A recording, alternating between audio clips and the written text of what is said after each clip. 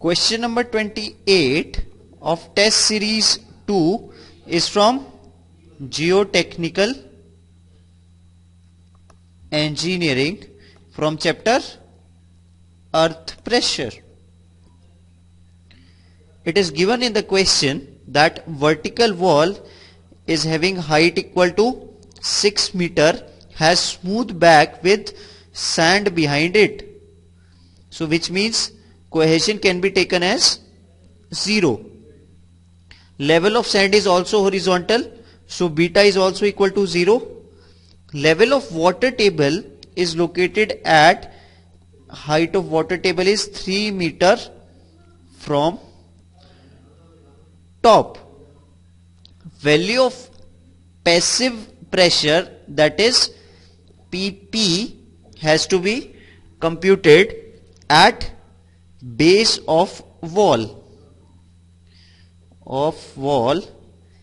if C is equal to 0 and phi is equal to 40 degree. Gamma of soil is 20 kilonewton per meter cube, and take density of water as 10 kilonewton per meter cube. Now let's see that how it's will look if we draw a diagram. If this is our 6 meter high wall, 6 meter, and this is surcharge which is horizontal, and water table is located at 3 meter from ground line. So this 3 meter portion soil will be submerged and this portion is saturated.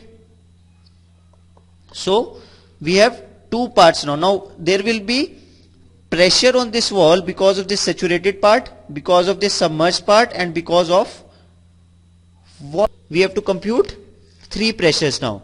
Now Kp can be computed as 10 square 45 degree plus 5 by 2, which comes out to be 4.59 for first 3 meters, that is for saturated soil.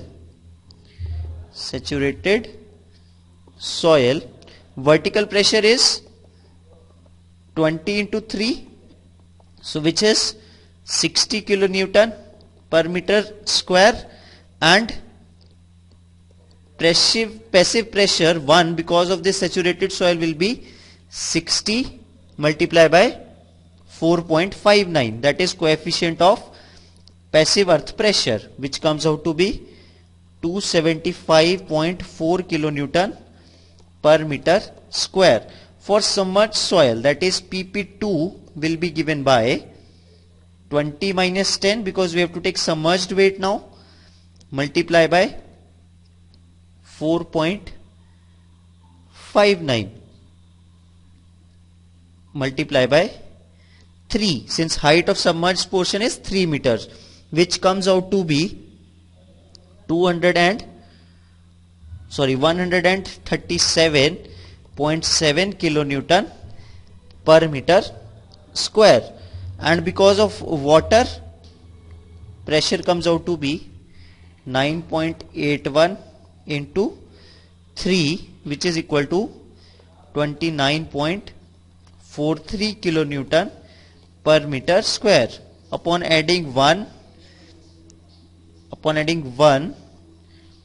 2 and 3, total passive pressure comes out to be 442.5 kilonewton per meter square.